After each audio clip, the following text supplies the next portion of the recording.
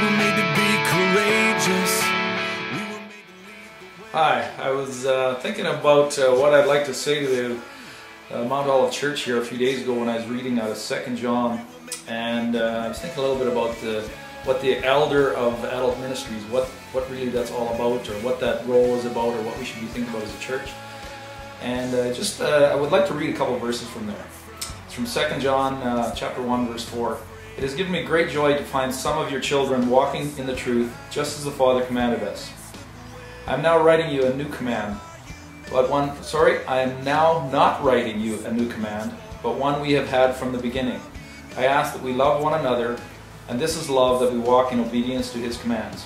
As you have heard from the beginning, His command is that you walk in love.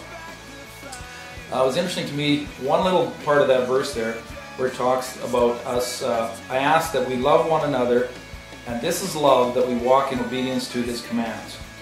I think the real reason for having adult ministries or adult education is to figure out what those commands are.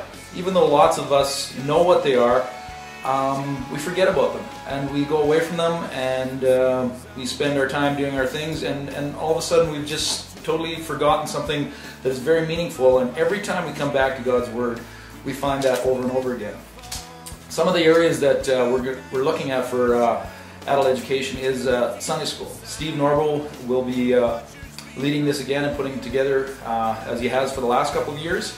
In the first semester he's going to have Dr. Alan Ironside talking on John chapters 13 through 17. This is the Upper Room Discourse, and he's going to be sharing with us some of the stuff that he has learned from that and working through the Bible in those areas.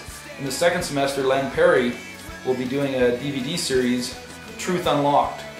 It's 7 experts in Islam, and they relate some of the keys to reaching your Muslim neighbors.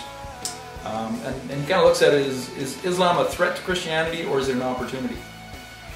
Other areas that come under this is the men's ministry. Dave Schellenberg and Greg Bauer have been helping a lot with putting together some of the ideas for that. The real reason for running this actually came to me when I was reading a book called Why Men Hate Church.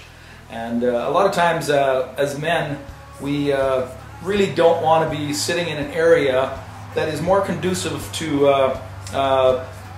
actually what women would love more or better at. They're better at discussing things and studying, and that's more kind of their area. We would much rather be hands-on and doing things.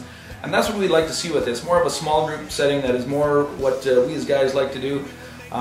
We do see that a Bible study is needed, and about the middle of October we will be starting that.